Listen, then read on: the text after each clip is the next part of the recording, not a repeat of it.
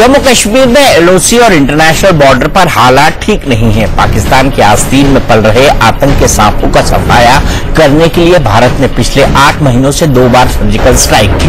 उम्मीद थी कि पाकिस्तान कुछ दिन तो सुधरा रहेगा, लेकिन ऐसा नहीं हुआ। पाकिस्तानी फौज ने आज सुबह से एलओसी पर पुंछ और राजौरी में बेवजह गोलीबारी शुरू कर दी। पहले नौशेरा सेक्टर में सीज फायर तोड़ा और फिर पुंछ की कृष्णा घाटी में भी गोलाबारी शुरू हो गई। भारतीय सेना के प्रवक्ता के मुताबिक पाकिस्तानी फौज ने ऑटोमेटिक हथियारों के साथ गोलाबारी शुरू हो गई। भारतीय सेना के प्रवक्ता के मुताबिक पाकिस्तानी फौज ने ऑटोमेटिक हथियारों के साथ साथ 120 mm मोर्टार से भी गोले दागे, जिससे जनरल रिजर्व इंजीनियरिंग फोर्स का एक जवान शहीद हो गया। पाकिस्तान गोलाबारी में बीएसएफ के एक हेड कांस्टेबल समेत 5 लोग घायल हुए हैं। जानकारों का कहना है कि पाकिस्तानी फौज ने आतंकियों की घुसपैठ कराने के लिए सीज फायर तोड़ा, जिसका भारतीय फौज मुंहतोड़ जवाब दे रही है।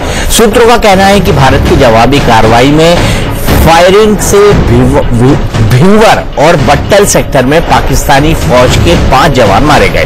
पाकिस्तान की ओर से यह दुस्साहस तब हुआ जब भारतीय सेना प्रमुख जनरल विपिन रावत सारी सुरक्षा व्यवस्था की समीक्षा करने के लिए श्रीनगर पहुंचने वाले थे। पिछले 3 साल के दौरान पाकिस्तान की ओर से सीज फायर तोड़ने की घटनाएं बढ़ी हैं। पाकिस्तानी गोलाबारी में भारतीय सुरक्षा बलों और सेना के जवानों की शहादत बढ़ी है और सीमा पर बसे नागरिकों की जिंदगी भी दुश्वार हो गई है। इस साल पाकिस्तानी गोलाबारी से एलओसी और इंटरनेशनल बॉर्डर पर करीब 12,000 लोग प्रभावित हुए हैं। ऐसे में ये सवाल गंभीर हो गया है कि आखिर भारत कब तक पाकिस्तान की मनमानी बर्दाश्त करेगा। क्या पाकिस्तान का एक ही इलाज है, अगर वो हमारे एक जवान को शहीद करे तो बदले में हम उसके 5 जवान मार गिराएं? वायलेशन एक साथ हुआ है 2 से 3 जगह के ऊपर। ये जब वायलेशन होता है तब उसका मतलब साफ होता है कि आतंकवादी जो है ये अंदर घुसते हैं और पाकिस्तान आर्मी ये फायरिंग करती है। पाकिस्तान आर्मी जो फायरिंग कर रही है वो काफी जबरदस्त कर रही है, ये आर्टिलरी के शेलिंग से कर रही है। इसका मतलब हम जो है हम उसका सॉलिड रिप्लाई दे रहे हैं। पाकिस्तान की हताशा का संभवतः आखिरी 2-4 पन्ना अब आ रहा है सामने में। पाकिस्तान को खुद पता नहीं है कि वो जिना लियाकत के पाकिस्तान से कब हाफिज सईद के पाकिस्तान हो गए।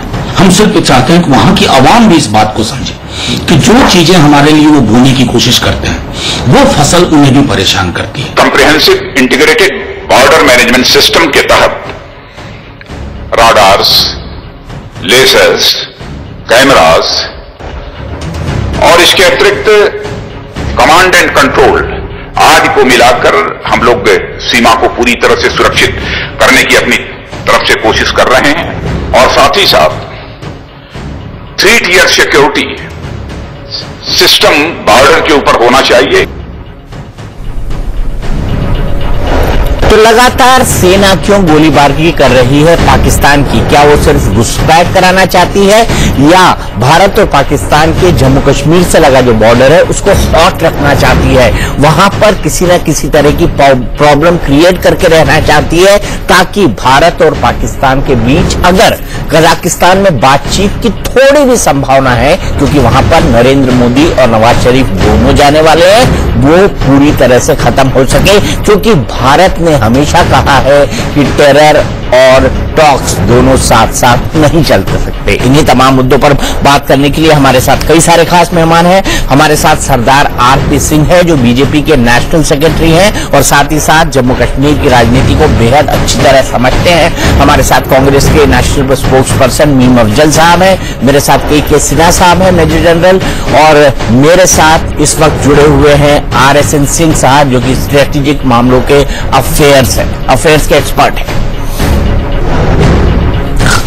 तो सबसे पहली जो बड़ी बात है कि क्या पाकिस्तान की सेना जानबूझकर ये कर रही है? क्योंकि पाकिस्तानी सेना और सिविल एडमिनिस्ट्रेशन यानी नवाज शरीफ गवर्नमेंट के बीच किसी तरह का कोई भी कनेक्शन दिखाई नहीं देता। आरपी सिंह साहब, ऐसे में जब प्रधानमंत्री कजाकिस्तान जा रहे हैं, भारत ने कहा है कि टॉक्स और टेरर नहीं हो सकते साथ में, तो जो थोड़ी बहुत संभावना भी है नवाज शरीफ और प्रधानमंत्री जी की बातचीत की, उसको पाक सेना पूरी तरह खत्म करना चाहती है।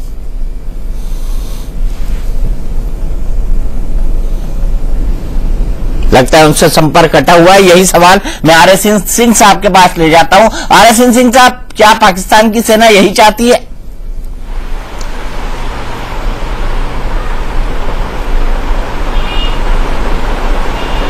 बिल्कुल, पाकिस्तान की सेना ये चाहती है। और आपने बड़ा अच्छा सवाल पूछा कि ये जो बॉर्डर में है, ये इतने जो ये सीज फायर वायलेशंस जो होते हैं क्यों हो रहे हैं, तो जाहिर सी बात है कि इन्फिल्ट्रेशन के लिए हो रहा है। तो अभी जो राजनाथ सिंह ने जो बोला कहा वो तो फिजिकल मेजर्स है, लेकिन आप देखो दो चीजें आपको बड़ी हैरान करेंगी कि ये जो कश्मीर में जितनी जैसे बुरहान वानी का एलिमिनेशन हुआ या और 2-3 वारदातें हुई, उसका डायरेक्ट रिवर्बरेशन साउथ इंडिया में हुआ। वहां पर एक बेस मूवमेंट नाम की एक अल कायदा से जुड़ी हुई एक तंजीम खड़ी हुई है। वो 4-5 साउथ इंडिया के जुडिशियल कोर्ट्स में उन्होंने ब्लास्ट किए, और ये कि बुरहान वानी के लिए हमने वो किया, अफजल गई वो उसके याकूब मेमन के लिए वो किया, जो कर्फ्यू लगाया गया कश्मीर में, उसके लिए हमने साउथ इंडिया में ये किया। तो ये मैं देशवासियों को ये मैं बताना चाहता हूं कि इसको प्लीज इसको एक नैरो पर्सपेक्टिव में नहीं देखें। कश्मीर में जो इम्पैक्ट कर रहा है वो ग्लोबल जिहाद है। और मैं आपको बता दूं कि जो चाहे वो पठानकोट में हमला हो या उरी में हमला हो, वो सारा का सारा हमला एक आइडियोलॉजिकल अटैक था। और ये भी सभी जान लें कि, और बड़े जिम्मेदारी के साथ मैं ये कह रहा हूं बहुत रिसर्च के बाद, कि ये जितनी जिहादी तंजीमें हैं इस सब कॉन्टिनेंट में, चाहे वो हिजबुल मुजाहिदीन हो, वो जैश मोहम्मद हो, इस्लामिक स्टेट हो, ये सब अल कायदा के अम्ब्रेला के नीचे ये काम करती है। ये फ्रेंचाइजी है, इनके अलग अलग कैचमेंट एरिया है। तो हमने क्या किया साहब, देखिए हमारी आप जो ये पूछते हैं और जो हमारा वॉर का पूरा जो हमारा माइंडसेट है, आप देखो एक यूएन डेजिग्नेटेड बफर जोन है इजराइल और सीरिया और उसके बीच में, जहां पर उसके एज तक इजराइल के सिक्योरिटी फोर्सेस वहां पर लोगों को बसाया है, और वो बड़े बड़े महफूज रहते हैं। वो कहते हैं कि हम जब तक यहां के सिक्योरिटी फोर्सेस है, जब तक हमको किसी बात की चिंता नहीं है, हम उनके छत्र छाए में यहां पे है। लेकिन साहब ये कैसे हो गया कि वहां पर रहते रहते वहां से 5 लाख सिक्योरिटी फोर्सेस के रहते हुए 5 लाख हिंदू वहां से चले गए। वही माओवादी का इलाका का सिक्योरिटी फोर्सेस के रहते हुए आपने अभी तक वहां पर लोगों को महफूज नहीं कर सके। इसका मतलब यह है, आपको यह नहीं मालूम है कि इसका काउंटर आइडियोलॉजी क्या है। देखिए, मैं बार बार भीम अफजल साहब यहां पे हैं, मैं बहुत बड़ा इस्लाम का विद्यार्थी हूं, और मैं कह रहा हूं कि चाइनीज से आप थोड़ा एक लेसन ले लीजिए। चाइनीज ये कहते हैं कि भाई वो इस बात में दखल नहीं देते कि पाकिस्तान में कौन सी जिहाद है या सऊदी अरेबिया में कौन सी जिहाद है, लेकिन उन्होंने इस बात को तय कर दिया है कि वहां के यूगुर प्रोविंस में कौन सी इस्लामिक फिलॉसफी चलेगी। ठीक है, वो इस्लामिक फिलॉसफी जिसका चाइनीज कैरेक्टरिस्टिक हो। तो हमने यहां पर ये सारा ग्लोबल जिहादियों का ठेका नहीं ले रखा। So we need to create counter ideologies जिसमें हम बुरी तरह फेल हो रहे हैं। और ये पूरा आप देख रहे हैं कि कैसे जो कश्मीर में हो रहा है उसका रिवर्बरेशन जुडिशियल कोर्ट्स में, साउथ इंडिया। मैंने आपको एक मिसाल दिया, अगर समय हुआ तो और आपको कई मिसाल मैं दूंगा, शायद मेरी बात समझ में आ गई होगी। ठीक बात कर रहे हैं। और इसी बात के लिए कि क्या हम एक काउंटर आइडियोलॉजी या काउंटर स्ट्राइक देने को, आदमी कहा जाता है सरदार आरपी सिंह की, आदमी को अगर मार रहा हो तो उससे बेहतर है उसकी सोच को मारो। पाकिस्तान जो है कश्मीर में कमोबेश यही कर रहा है। उसने वहां के यूथ की सोच, वहां की 2 जनरेशन की सोच में ये भर दिया है कि हिंदुस्तान आपका दुश्मन है, इसीलिए पत्थरबाजी जैसी घटनाएं होती है, इसीलिए टेरर फंडिंग जैसी बातें होती है, इसीलिए इन्फिल्ट्रेशन होते हैं, और इसीलिए लोग जो हैं, आम लोग आतंकवादियों को बचाकर ले जाते हैं, जिस तरह से हमने त्राल में देखा। तो सवाल यह है कि बीजेपी और पीडीपी की सरकार बनने के बाद भी क्या हम एक काउंटर स्ट्रैटेजी या काउंटर आइडियोलॉजी कश्मीर के अंदर देने में लोगों को असफल रहे हैं? दीपक, एक बात बड़ा स्पष्ट कर दो शुरू में ही कि ये झगड़ा कश्मीर का नहीं है सिर्फ। ये झगड़ा इस बात का है कि इस पूरे सब कॉन्टिनेंट में पहली इस्लामिक स्टेट क्या बनेगी, और वो कश्मीर को इस्लामिक स्टेट बनाना चाहते हैं। और ये पिछले 3 साल से नहीं, पिछले कई साल से लगातार ये निरंतर चल रहा है। उसके चलते हुए वहां पर वहाबी कल्चर, पूरा वहाबी इस्लाम, वहाबी मस्जिदें वहां पर आई, और आज जो कश्मीर का इस्लाम था वो दरकरार कर और एक नए प्रकार का इस्लाम, ये जो पत्थरबाज ये सब इसलिए नहीं वहां खड़े किए कि उनको कश्मीर की कोई आजादी चाहिए। उनको तो ये भरा जा रहा है कि अगर हिंदुस्तान में कहीं पे पहली बार कहीं इस्लामिक स्टेट बन सकती है तो कश्मीर बन सकता है, श्रीनगर के 3 डिस्ट्रिक्ट बन सकते हैं, और फिर हम आहिस्ता आहिस्ता पूरे देश को उस ओर ले जाएंगे। तो ये बड़ी जंग है, और ये पाकिस्तान उसमें काम कर रहा है। पाकिस्तान के साथ साथ और भी एजेंसीज हैं जो शायद आरएसएन सिंह ज्यादा अच्छा बता पाएंगे। हम सब जानते हैं सिंह साहब ये जंग है, लेकिन इस जंग को काउंटर करने की स्ट्रैटेजी कहाँ है? हम उस स्ट्रैटेजी में शून्य है, यही सबसे बड़ा सवाल है। यहीं पर हम लैक करते हैं, यहीं पर हमारी कमजोरी है। मैं दीपक एक बात स्पष्ट करूं, स्ट्रैटेजी है, स्ट्रैटेजी इन प्लेस है। उसी का नतीजा है कि आज हुर्रियत के लोग वहां एक्सपोज हो रहे हैं। जब हुर्रियत के लोग वहां कॉल देते तो उनकी कॉल पे लोग नहीं आते, उनकी कॉल को लोग बॉयकॉट करते हैं। ये स्ट्रेटेजी का हिस्सा जो हो रहा है वहां पर। और थोड़ा समय रुकिए, आपको वहां पर जमीन पे अलग प्रकार का एक असर सारा दिखेगा। और जहां पर इसकी मेन दिक्कत, जैसे माननीय राजनाथ सिंह ने अभी थोड़े दिन पहले कहा था कि कश्मीर की समस्या का पक्का एक हल होगा, और उस स्ट्रेटेजी को काम नीचे जमीन पे करिए, उसका आपको पूरा एक चित्र थोड़े दिन में दिखेगा आपको। जनरल बख्शी, यहां पर जो सबसे बड़ी बात है वो पाकिस्तान आर्मी की तरफ से है। क्या आपको लगता है कि सिविल एडमिनिस्ट्रेशन और आर्मी का कोई तालमेल नहीं है? और कजाकिस्तान में जब प्रधानमंत्री जाएंगे एससीओ समिट के दौरान, वहां पर जो बातचीत की थोड़ी बहुत भी संभावना है 1-2%, उसको भी पूरी तरह खत्म करना चाहती है पाकिस्तान आर्मी। वो नहीं चाहते कि हिंदुस्तान पाकिस्तान के बीच किसी भी तरह का कंस्ट्रक्टिव डायलॉग हो, इसीलिए सब हो रहा है। देखिए साहब, आपको शक क्या है? पाकिस्तान में नवाज शरीफ की हालात दयनीय हो चुकी है। वहां के अपने चैनल पाकिस्तान के आप सुने तो किस तरह वो कह रहे हैं बेचारा नवाज शरीफ, और जो मक्की है वो कह रहा है बेचारा नवाज शरीफ। पाकिस्तान की आर्मी सीधे पाकिस्तान की आर्मी और डीप स्टेट, ये जो सारा बवाल जम्मू कश्मीर में खड़ा किया गया है, उसके पीछे आईएसआई का हाथ है, पाकिस्तान की फौज का हाथ है। अगर आप इसको रोकना चाहते हैं, आपको पाकिस्तान की फौज के लिए कीमत और दर्जे हरारत बढ़ानी होगी। एक सर्जिकल स्ट्राइक नहीं, एक फायर असॉल्ट नहीं, आपको लगातार, जैसे सन 2003 में हमने कई महीनों तक पाकिस्तान के ऊपर भारी तोपों का फायर किया था, जब तक पाकिस्तान ने उफ नहीं किया। फिर पाकिस्तान ने गुहार लगाकर सीज फायर मांगा था, जो 13 साल चला, 2003 से 2016 तक। लगता है जनरल बख्शी के साथ कनेक्टिविटी का कुछ प्रॉब्लम है। मैं मीम अफजल साहब के पास चलता हूं। मीम अफजल साहब, आप जाने माने इस्लामिक स्कॉलर है, आप उर्दू का अखबार चलाते हैं। सवाल यह है कि कश्मीर के अंदर जो कुछ हो रहा है जिसमें पाकिस्तान का बड़ा हाथ है, वो ये है कि वहां पर जो वहाबी कल्चर है, वहाबी 3000 मस्जिदें वहां पर खुल गई है, ये कैसे हुआ? और क्या ये पाकिस्तान और जो प्रो मिलिटेंट लोग हैं, ये जानबूझकर इस्लाम के एक बहुत कट्टर वर्जन को, या जो इस्लाम है जिसको हम कह नहीं सकते, उस वर्जन को आगे बढ़ा रहे हैं? सिन्हा साहब, यही सवाल मेरा आपसे, जनरल सिन्हा। दीपक जी, जो सवाल आपने किया है कि वाहिबिज्म के ऊपर में जो आप सवाल किए हैं, ये सवाल ये कहता है कि देखिए, आप यदि आपको यादाश्त आप पीछे ले जाएं, तकरीबन 1 साल पहले एक स्टडी आई थी, और ये मेरे ख्याल से नेशनल टीवी के ऊपर भी आया था कि इंडिया में आईएसआईएस का कोई भी पनप नहीं पाएगा। एक हमने ओवरऑल स्ट्रैटेजी बना करके देश के सामने रख दिया था।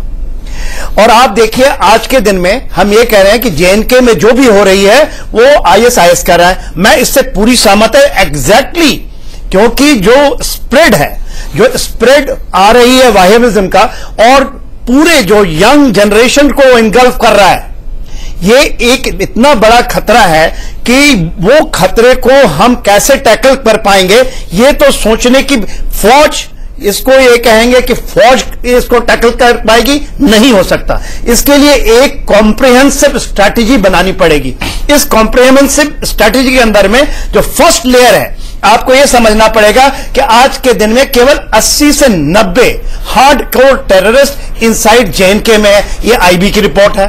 तकरीबन 100 से 150 जो आतंकवादी वो बैठे हैं कि बर्फ गिरने से पहले ये घाटी में भेज दें, जो कि पाकिस्तान डेस्परेट है भेजने के लिए।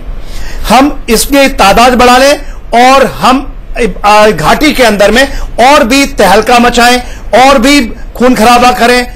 ये चीजें हो रही हैं, उसके लिए जो फायरिंग हो रही है, फायरिंग को यदि आप देखते हैं कि फायरिंग इन आइसोलेशन है या फायरिंग केवल जो हम लोग जो जून 8 को हमारी मीटिंग होने वाली है उस लेवल पे हम उसको रोकने के लिए कर रहे हैं, तो शायद हम उसको करेक्ट तरीके से प्रोस्पेक्टिव को पढ़ नहीं पा रहे हैं। आज के दिन में जो घाटी के अंदर सबसे बड़ा खतरा है, वो खतरा है कि इनका परपेचुएटर कौन है। इसमें डायरेक्ट लिंक चाइना से है। चाइना को कोई रीड कर नहीं पा रहा है। चाइना पुश कर रहा है, क्योंकि जो पाकिस्तान और चाइना का जो इकोनॉमिक कॉरिडोर आ रहा है, जिसको चाइना चाहता है किसी हाल में भी सक्सेसफुल हो, उसके लिए वो पाकिस्तान को बहुत, उसके मिलिट्री को प्रेशर डाल रहा है। उन्होंने अपने वेस्टर्न फ्रंट को छोड़ दिया और ईस्टर्न फ्रंट को एक्टिवेट कर दिया है। एक्टिवेशन के लिए उनके पास डेस्परेशन है, क्योंकि वह सक्सेसफुल नहीं हो पा रहे हैं।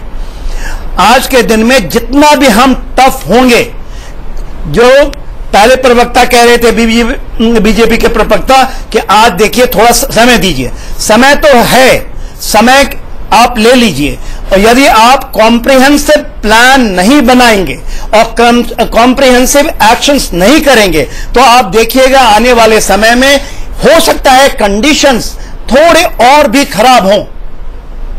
कंडीशंस और भी खराब हों, लेकिन जनरल बख्शी साहब, इन कंडीशंस को खराब करने के लिए, जैसे आपने कहा कि मिलिट्री एडमिनिस्ट्रेशन और सिविल एडमिनिस्ट्रेशन की बिल्कुल पट नहीं रही है, क्या वाकई में नवाज शरीफ को अगले साल जो चुनाव है उस तक रहने भी दिया जाएगा, या उससे पहले पाकिस्तानी आर्मी किसी coup की तैयारी कर रही है, किसी तख्ता पलट की तैयारी कर रही है, या नवाज शरीफ का ऑल्टरनेटिव ढूंढ रही है? वो अभी नवाज शरीफ की हालत पतली हुई पड़ी है पनामा पेपर लीक्स के बदले, और जो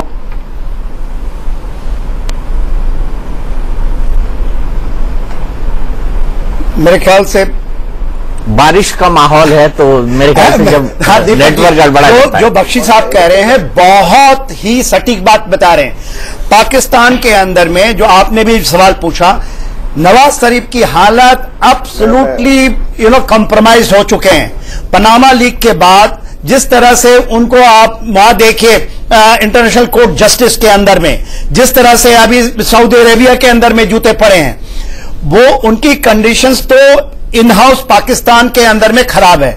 मगर पाकिस्तान में आप देखिए आज मिलिट्री बाय प्रॉक्सी जो हम उसके ईस्टर्न फ्रंट को वो एक्टिवेट किया हुआ है और उसके डेस्परेशन के ऊपर कार्रवाई चल रही है, जो हम मुंह तोड़ जवाब दे रहे हैं।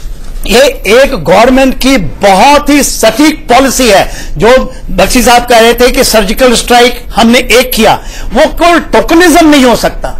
सर्जिकल स्ट्राइक तो डेली करनी पड़ेगी, उसका फॉर्म दूसरा। सर्जिकल स्ट्राइक का मतलब यह नहीं है कि हम घुस गए और मार दिए। Fire assault, deep fire assault, direct firing weapon system और fire assault after fire assault, जब तक कि वो हेड नहीं उठाता वो करना पड़ेगा। ये नहीं कि हम एक जवान मर गया 5 मार दिए। ये नंबर गेम्स नहीं है। गेम आपको ये उसको टोटल डिफीट करनी पड़ेगी। पाकिस्तान को उसके स्ट्रेटजी के ऊपर में, उसके पॉलिसी ऑफ 1000 कट के ऊपर में, उसको एवरी फ्रंट मिलिटरीली हम अभी भी उतना पनिश नहीं कर रहे हैं पाकिस्तान को जितना करना चाहिए। मीम अफजल साहब, जिस तरह का कल्चर पाकिस्तान खासतौर से कश्मीर में देखने को मिला है और इस्लाम का जो वर्जन पेश किया जा रहा है, मेरे ख्याल से वो कतई इस्लाम नहीं है। वहां पे वहाबिज्म प्रीच किया जा रहा है, इससे जुड़ी हुई मस्जिदें खुल गई हैं, इस तरह की तकरीरें दी जाती हैं। आपको नहीं लगता कि हमको और बड़ी स्ट्रैटेजी बनाने की जरूरत है और खासकर उसमें आप जैसे लोगों को शामिल करने की या मुस्लिम कम्युनिटी को शामिल करने की जरूरत है? तो पहली बात तो मैं आपको ये बताऊंगा कि आपने जो कहा कि 200% इस्लाम वो नहीं है जो बताने की कोशिश कर रहे हैं, ये बात बिल्कुल सही है। और दूसरी अहम बात मैं ये कहूंगा कि आपने शायद ये अंदाजा लगाया और अभी कई लोगों ने कहा भी कि कश्मीर के अंदर जो है वो वहाबिज्म जो है वो बहुत बड़ा है। देखिए, कश्मीर का जो मिजाज है, बहुत मुझे लगता है बहुत जानकारी नहीं है लोगों को। कश्मीर का जो मिजाज है और वहां पर जिस किस्म का इस्लाम है वो सूफीज्म से मुतासिर है, और मैं आज भी ये समझता हूं कि वहां पर सूफीज्म का जो है वो ज्यादा जोर है। ये वहाबिज्म से अट्रैक्ट होकर कश्मीर में कुछ लोग ये नहीं कर रहे हैं, बल्कि ये आजादी के नाम पर, पाकिस्तान को अपने साथ लेने के नाम पर, हिंदुस्तान से अलग होने के नाम पर लोगों को कोशिश की जा रही है जोड़ने की। इसमें वहाबिज्म और ये इतना रोल प्ले नहीं कर रहा है। दूसरी बात यह कि जो आपने कहा इस्लामिक स्टेट बनाने की बात कश्मीर को, तो इस्लामिक स्टेट तो आज तक पाकिस्तान नहीं बन सका, कश्मीर कहां से बन जाएगा? हालांकि बना इस्लाम के नाम पर था, लेकिन एक इस्लामिक स्टेट जो होना चाहिए वो तो पाकिस्तान आज तक नहीं बन सका। बीच में एक बार ये भी हुआ कि उसको खत्म करके डेमोक्रेटिक सेटअप भी लाया गया, फिर उसको दोबारा से चेंज किया गया। देखिए, एक बात और समझने की है, अभी कल जो अफगानिस्तान के अंदर वाकया हुआ और 90 लोग मारे गए, 400 लोग जख्मी हुए हैं, ये कौन सा इस्लाम है? जाहिर है कि वहां पर जो अटैक जिन पर किया गया भारत तो नहीं है, भारतीय तो नहीं थे, वहां पर तो इस्लाम के मानने वाले ही हैं, और इस्लाम के मानने वाले ही जो दावा कर रहे हैं, जिनको मैं ये मानता हूं कि वो ना इस्लाम को मानने वाले हैं, ना उनका इस्लाम से कोई ताल्लुक है, ना उनके अंदर इस्लामिक कोई जरा सा भी रमक है, वो उन्हीं लोगों को मार रहे हैं, उन्हीं लोगों को मार रहे हैं जो इस्लाम को मानने वाले हैं। तो जब ये उन लोगों को नहीं छोड़ रहे तो मुझे और आपको क्या छोड़ेंगे? ठीक है, ठीक है। मैं आपकी बात से एग्री करता हूं, आप पार्शली मेरी बात से एग्री कर रहे हैं कि क्या मेजर बख्शी अभी भी कश्मीर का कल्चर, आपको जो खबरें वहां से आ रही हैं वो सूफियाना ही नजर आता है, या वाकई उसमें वहाबिज्म वहां के ब्लड में चला गया है, और वो भी पाकिस्तान के कारण, वो भी जो क्रॉस बॉर्डर इन्फिल्ट्रेशन हो रहा है, जिसको रोकने के लिए गोलीबारी होती है, जिसको कराने के लिए गोलीबारी होती है, उसके चलते हो रहा है? देखिए साहब, ऐसा है कि जो सूफी कल्चर था, वैली का सूफी सिंक्रेटिक कल्चर, उसको सिस्टमैटिकली डिस्ट्रक्शन का काम शुरू किया था जमायते इस्लामी ने 1980 की दशक में। 1990 में यही जमायते इस्लामी JKLF बन गई और लड़ाई बंदूक लेके लड़ी, फिर ये पिट गए। 1995 तक इनकी कमर तोड़ दी गई तो आधे इखवानी बन गए, बाकी जो है वो आज की जो हुर्रियत कॉन्फ्रेंस बन के रूप में आके वही एजेंडा चला रहे हैं। और ये जो ghettoisation of the valley, communalisation of the valley, आज आप उसका खमियाजा भुगत रहे हैं। मैं सहमत नहीं हूं मीम अफजल साहब से कि वैली अभी भी सूफी और सिंक्रेटिक है। वहां पे जिस दर्जे से वहाबाइजेशन हुई है, रेडिकलाइजेशन हुई है, वो आपको जाके देखनी पड़ेगी। और उसी के चलते आप स्टोन पेल्टर कर रहे हैं, आप स्कूल जलवा रहे हैं, बच्चों को मदरसों में भेज रहे हैं, और पुलिस स्टेशन पे आर्सन हो रही है, आग लगवा रहे हैं। ये तो कम्युनल रॉयट है। ये तो एक, और आपके जकीर मूसा ने साफ कहा, जो डिस्ट्रिक्ट कमांडर था बुरहान वानी के बाद, कि हमारी लड़ाई आजादी के लिए नहीं है, हमारी लड़ाई एक इस्लामिक स्टेट के लिए है, खालिफेट के लिए है। क्या शक क्या है हमको कि वहां पे पूरा ठीक है, बख्शी साहब की काफी बात हमको समझ में आ गई कि वो क्या कहना चाहते हैं। वो इस बात से डिसएग्री करते हैं कि कश्मीर में अब सूफी कल्चर पूरी तरह बचा है, उसको सिस्टमेटिक ढंग से डिस्ट्रॉय किया गया। सीधे चलते हैं पाकिस्तान। हमारे साथ वरिष्ठ पत्रकार साले जफर टेलीफोन लाइन पर मिले हैं। जफर साहब, क्यों पाकिस्तान बार बार घुसपैठियों को भेजने के लिए गोलीबारी कर रहा है सिविलियंस पे, लोगों पे? फिर तो आपको जवाब मिलेगा और मुंहतोड़ जवाब मिलेगा, आखिर क्यों? जी, आप मेरी आवाज सुन रहे हैं तो मैं इसका जवाब बस करता हूँ। जी बिल्कुल बिल्कुल सुनाओ जाफर साहब। अर्ज ये है जी कि आप जिन लोगों को घुसपैठिया कहते हैं वो आपके अपने लोग हैं। कोई शख्स आपको पाकिस्तान से नजर आया है तो आप उसको दिखाइए। ये जो बच्चा जिसका जिक्र आप अभी कर रहे थे, वानी का, ये आपका आजाद, ये आपकी कश्मीर के इलाके का रहने वाला है। उस बेचारे ने कभी आजाद कश्मीर नहीं देखा, जिसको जो कश्मीर हमारे कंट्रोल में है। जो लोग अभी पिछले दिनों में शहीद हुए हैं, जो आपकी फौजियों के हाथों जिनकी हलाकत हुई है, आप उनमें से कोई एक आदमी का नाम बताइए जिसका ताल्लुक आजाद कश्मीर से हो या पाकिस्तान से हो। ये बात है जमीनी हकायक की, लेकिन थोड़ा सा इससे ऊपर उठकर आइए। आप अफोर्ड नहीं कर सकते, पाकिस्तान अफोर्ड नहीं कर सकता कि इंडिया के साथ इस तरह की जो दुश्मनी चल रही है इसको एक इनडेफिनेट पीरियड ऑफ टाइम के लिए कंटिन्यू कर सके। आप जब गोलाबारी तो कर क्यों रहा है जफर साहब, कर क्यों रहा है? अब तो आपने एक सर्जिकल स्ट्राइक भी देख ली, अब आपने बॉर्डर पार की भी एक स्ट्राइक देख ली, आपके भी लोग मारे जा रहे हैं। कर क्यों रहा है फिर पाकिस्तान? सिर्फ ये सिग्नल देने के लिए कि हमारे भारत से संबंध नॉर्मलाइज नहीं हो सकते। देखिए, बात में दो स्टेट्स के दरमियान जब कोई डिस्प्यूट हो तो या तो उनका कोई आपस का कोई म्यूचुअल बायलैटरल मैकेनिज्म हो जाना चाहिए कि उसको चेक किया जाए, किसको रोका जाए। जब इंटरनेशनल ये बात है, दो स्टेट्स के बीच में झगड़ा है, ना आप मेरी बात सुनते हैं ना मैं आपकी बात सुनता हूं, तो उसके लिए फिर किसी तीसरी पार्टी को ले आए बीच में।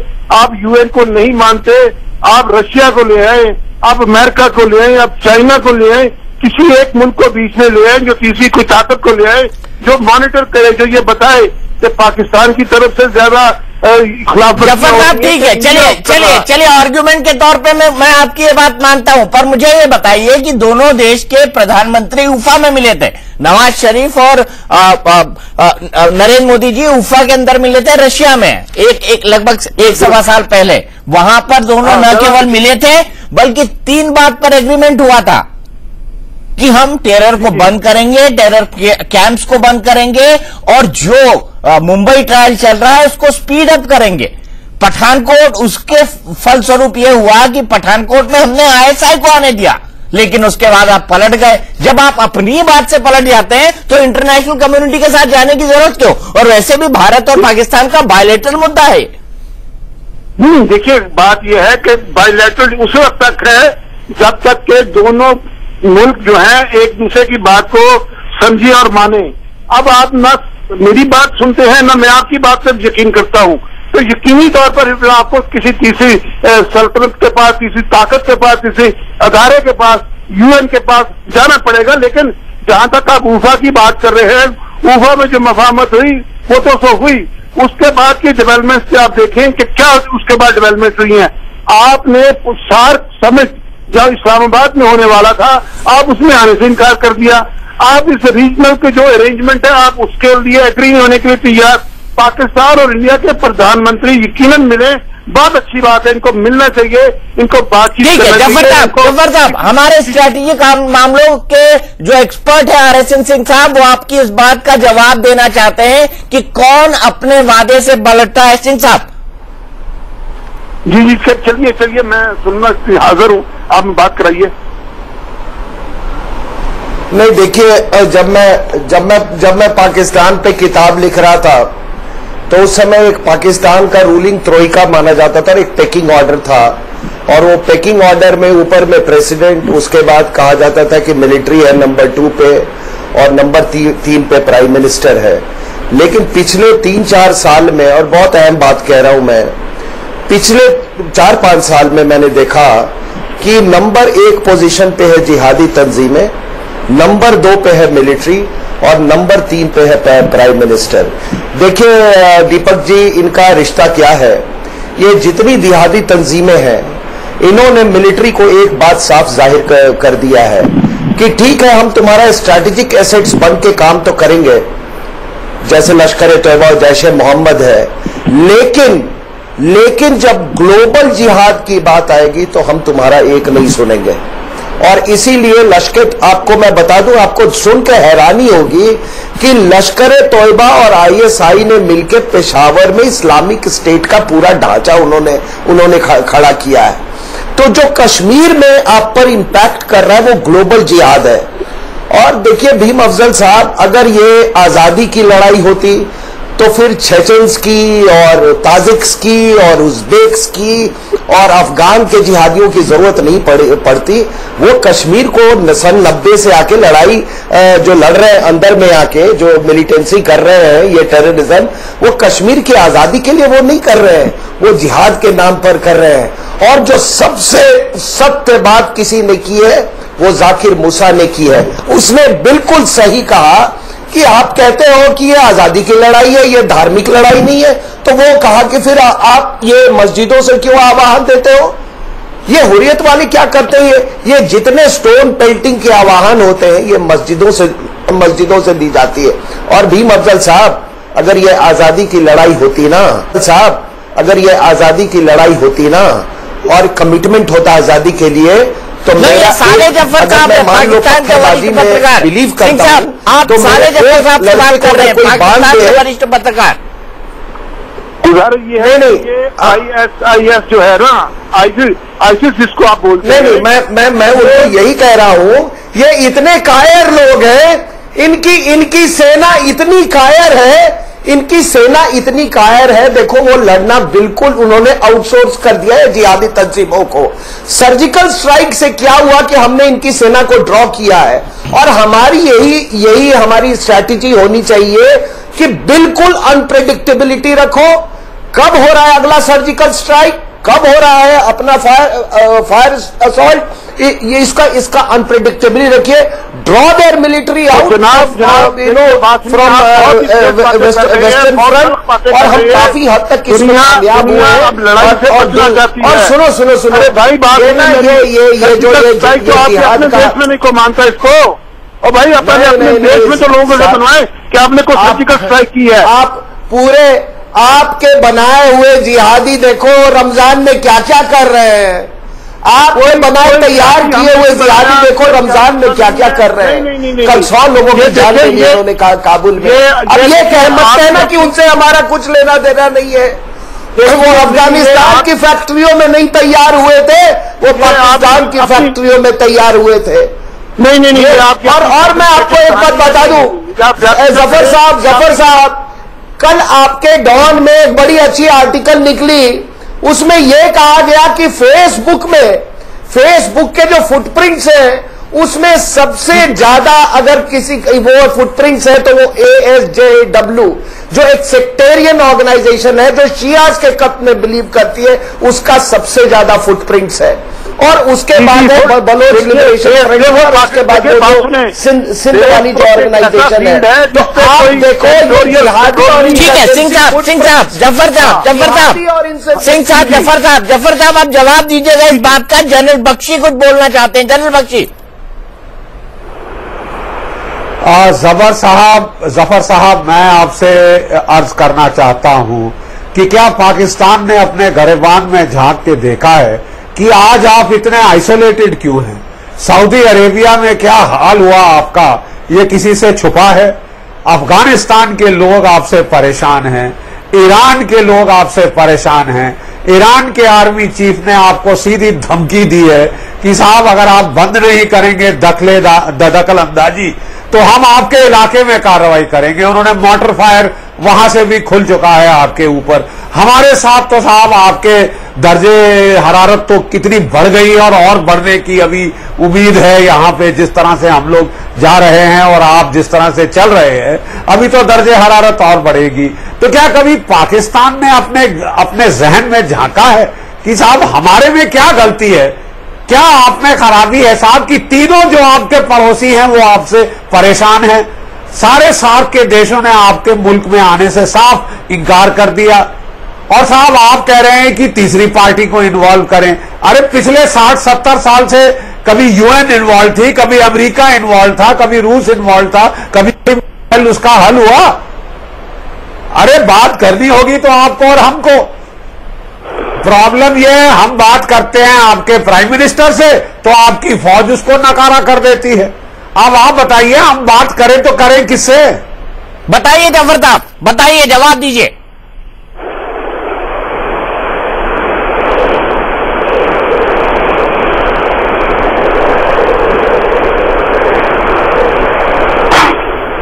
जफर साहब जवाब दीजिए, आप मेरी आवाज सुन पा रहे हैं?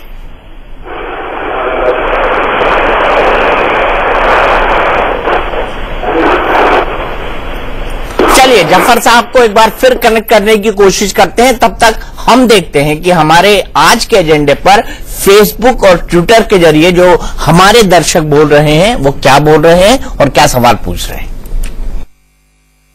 जो लोग देश के अंदर से आतंकियों, पत्थरबाजों को फंडिंग एवं पनाह देने का कार्य करते हैं, उन पर कड़ी कार्रवाई करनी चाहिए। पत्थरबाजों को भी एक आतंकवादी के दृष्टि से देखना चाहिए। वो भी हमारी भारत की इन आतंकवादी गतिविधियों में कहीं न कहीं लिप्त है, तो इसमें सरकार उनको क्यों छूट दे रखी है? आखिर कब तक थमेगा ये सिलसिला? कब तक हम अपने मृत जवानों के इस कटे हुए सर को लेकर इंसाफ की भीख मांगेंगे? कब आएगी सरकार सत्ते में और कब होगी पाकिस्तान पर कार्यवाही?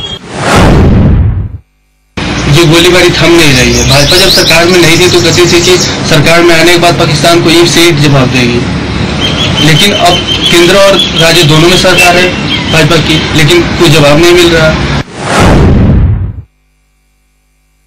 अभी आजकल जो चल रहा है, आई थिंक इसका एक परमानेंट सोल्यूशन होना चाहिए। वही कड़ी निंदा होती है, उससे बेटर है कि कुछ परमानेंट सोल्यूशन हो। मेरा ओपिनियन ये है कि जो परमानेंट सोल्यूशन प्रैक्टिकल है वो तो शायद कभी होने से नहीं रहा, इतने सालों में नहीं हुआ, अब क्या होगा। मेरा पर्सनल ओपिनियन ये है कि अब वो लोग आते हैं, सीज फायर होता है, नेता आते हैं और वो ही कड़ी निंदा करके घिसा पिटा वर्ड बोल के चले जाते हैं। I need a permanent solution. अब महाबहस में अब आप तय करेंगे एजेंडा। सोमवार से शुक्रवार तक हर रोज दोपहर 2 बजे के बाद हमारी वेबसाइट इन खबर के ट्विटर या फेसबुक पेज पर जाकर उस दिन का मुद्दा देख लें। महाबहस के मुद्दे पर अपनी राय या सवाल का 10 सेकंड का वीडियो बना लें। वीडियो को फेसबुक या ट्विटर पर इन खबर को टैग करके महाबहस हैशटैग के साथ अपना और अपने शहर का नाम पोस्ट कर दें। मैं हर रोज उस दिन के मसले पर आपके चुनिंदा वीडियो संदेश महाबहस में दिखाऊंगा। जफर साहब हमारे साथ एक बार फिर जुड़ गए हैं। जफर साहब, आपने जनरल बख्शी को सुना, आपने सिंह साहब को सुना, वो कह रहे हैं कि इंटरनेशनल कम्युनिटी में भी आप अलग थलग हो गए हैं, आपकी बात की अब कोई क्रेडिबिलिटी नहीं है। ऐसे में कौन बीच में शामिल होगा बातचीत के लिए? मैंने जनरल बख्शी और सिंह की बात, सिंह साहब की गुफ्तगू नहीं सुनी, लेकिन मैं आपको जो कुछ हिस्सा होता मैंने जरूर सुना है।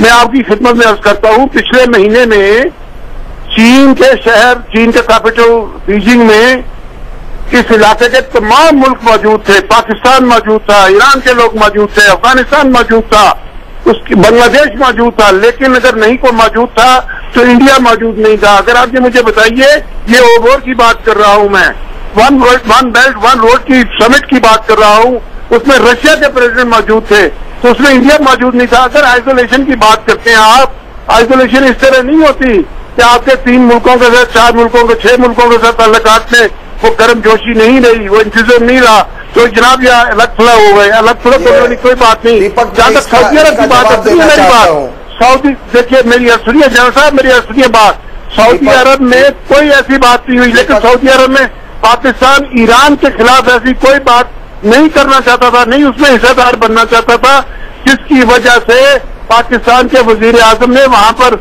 गुफ्तगू करना मुनासिब नहीं समझा। ठीक है, ठीक है। सिंह साहब आपकी बात का जवाब देना चाहते हैं कि आखिरकार भारत चीन में क्यों नहीं था? सिंह साहब एक मिनट में बात नहीं है। अगले हफ्ते पाकिस्तान के आर्मी चीफ ईरान जा रहे हैं। ईरान के साथ हमारे तल्लुकात में कोई इतनी बड़ी खराबी नहीं है कि उसको इंडिया खुश हो, लेकिन मैं आपको ये कहना चाहता हूँ कि पाकिस्तान को इंडिया की किसी वीकनेस से खुश नहीं होना चाहिए। इंडिया को पाकिस्तान की किसी कमजोरी पर बगले नहीं बजानी चाहिए। इन दोनों मुल्कों को आपस में बैठकर बात करनी चाहिए। इन मुल्कों को आपस में बैठ के ये सोचना चाहिए कि हम कब तक एक दूसरे के साथ लड़ते रहेंगे।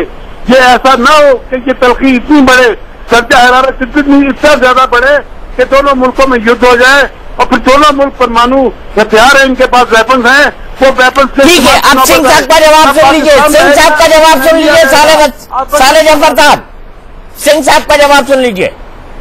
जी जी। और फिर जनरल बख्शी। हाँ, देखिए जहां तक OBOR का मामला है, एक मिनट, जहां तक OBR का जहां तक मामला है, हमने खुद ये निर्णय लिया कि हमको नहीं जाना है वहां पर, क्योंकि ये नहीं जानते हैं कि ये किस तबाही में फंसने जा रहे हैं। ये कोई ग्रांट नहीं है, ये लोन है, याद रखना, ये लोन है। दूसरी बात क्या, हम इसलिए नहीं गए क्योंकि हम भी चीन की तरह और चीन से कहीं बड़ा हम एक सिविलाइजेशनल कंट्री है, वो हम उस सिविलाइजेशन के हकदार हैं जिसके पेट से आप निकले हो, जिसकी पेट से पूरा ये सब कॉन्टिनेंट निकला है, और इसीलिए इंडियन सब कॉन्टिनेंट बोलते हैं और इसीलिए इंडियन ओशन बोलते हैं। पूरे दुनिया में अगर कोई ओशन है किसी देश के नाम पे है तो वो इंडियन ओशन है। तो हमारा अपना रूट्स थे, हमारी अपनी पहुंच थी साउथ ईस्ट एशिया में, हम चीन के साथ कंपटीशन करेंगे। आपको बहुत मुबारक हो, आप उस तरफ जाना चाहते हैं, आप ये नहीं जानते कि आप किस उसमें फंस रहे हो। और देखो अभी एक हफ्ते पहले एक चाइनीज कपल को आपको क्वेटा से एबडक्ट कर लिया ना। अब इतनी जिहादी तंजीमें जब पालोगे तो कभी सोचा इसको कि चाइना पाकिस्तान इकोनॉमिक कॉरिडोर का क्या होगा? आखिर जो लाल मस्जिद पर अटैक हुआ था, आपको तो मालूम होगा जफर साहब, वो चीनियों की एबडक्शन के बाद चीनियों ने आपको बोला कि कार्रवाई करो, तब आपने घुस के उनको मारा। और आज तक वो जो अब्दुल अजीज जो है, मौलाना अब्दुल अजीज, वो अभी भी शेर की तरह दहाड़ता है आपके यहाँ। तो आप देखो, मैं इस पे नहीं, बाकी आपको बख्शी साहब बाकी चीजों पे बताएंगे आपको। बख्शी साहब नहीं आप एक मिनट, जफर साहब बख्शी साहब का जवाब ले लें, फिर आपके पास आता हूं। हेलो, जी बोलिए, बात कीजिए। जी। अच्छा देखिए, मैं कहना चाहता था हमारे पाकिस्तानी मेहमान साले जफर साहब को कि जनाब आप वन बेल्ट वन रोड को भूल जाइए। वो भारत अपनी मर्जी से नहीं गया है, ये नहीं कि हमें बुलाया नहीं गया, हमें तो हाथ पसार कर चीन बुला रहा था। हमने साफ मना किया क्योंकि चीन ने हिमाकत करी है हमारे इलाके गिलगिट बाल्टिस्तान में वो रोड बनाने के लिए। हमारी सॉवरेनिटी को वायलेट किया गया है। कोई हक नहीं था आपको चीन को इजाजत देने का, जबकि वो आप खुद कह रहे हैं कि आपकी नजरों में वो डिस्प्यूटेड टेरिटरी है। तो आप हमको मत बताइए कि हम आइसोलेटेड हैं, हम अपनी मर्जी से नहीं गए। आपको तो आपके देश में आने से मना कर दिया बांग्लादेश ने, नेपाल ने, श्रीलंका ने, अफगानिस्तान ने। गुजारिश ये है कि ये जो जमीन के मंसूबे हैं ना साहब, बड़े जनरल लासिमोव बन गए हैं, सुन्नी देशों के हेड बन रहे हैं ईरान से लड़ने के लिए। नहीं, कोई ईरान से नहीं लड़ रहा। ये जो डिस्प्यूट होते हैं, झगड़े होते हैं, ये दोस्तों में भी हो जाते हैं, ये ब्रदर्स में भी हो जाते हैं। और आपको मैं बता दूं कि जब तक आप ईरान में, जब तक अफगानिस्तान में आप बैठे हुए हैं, उस वक्त तक पाकिस्तान के मसाइल हैं। जिस दिन आपने ये सोच लिया कि अब आपने पाकिस्तान के साथ अपनी चीजों को ठीक करना है, अफगानिस्तान भी ठीक हो जाएगा, ईरान भी ठीक हो जाएगा। ये जो जिहादियों की बात कर रहे हैं, इनको असला, इनको रुपया पैसा सब आपके लोग प्रोवाइड कर रहे हैं, इंडियन प्रोवाइड कर रहे हैं। चलिए साले जफर साहब, आपने कम से कम एक बात तो मानी कि जो आपके दोस्ताना मुल्क थे उनसे भी आपके रिश्ते बिगड़ रहे हैं। कभी कभी दो दोस्तों के बीच में भी गलतफहमी हो जाती है, तो उनको लगता है कि ईरान और पाकिस्तान के बीच वाकई गलतफहमी हो गई है। और अफगानिस्तान के अंदर काबुल में जो हुआ, जितने लोग मारे गए, उसके बाद लोग एक बार फिर सोचने को विवश है कि पाकिस्तान आखिरकार एक आतंकी देश क्यों बनता जा रहा है। हमारी खास पेशकश महाबहस में इतना ही। रात के 9 बजे मेरे साथ देखिए टुनाइट विद दीपक चौरसिया। महाबहस में अब आप तय करेंगे एजेंडा। सोमवार से शुक्रवार तक हर रोज दोपहर 2 बजे के बाद हमारी वेबसाइट इन खबर के ट्विटर या फेसबुक पेज पर जाकर उस दिन का मुद्दा देख लें। महाबहस के मुद्दे पर अपनी राय या सवाल का 10 सेकंड का वीडियो बना लें। वीडियो को फेसबुक या ट्विटर पर इन खबर को टैग करके महाबहस हैशटैग के साथ अपना और अपने शहर का नाम पोस्ट कर दें। मैं हर रोज उस दिन के मसले पर आपके चुनिंदा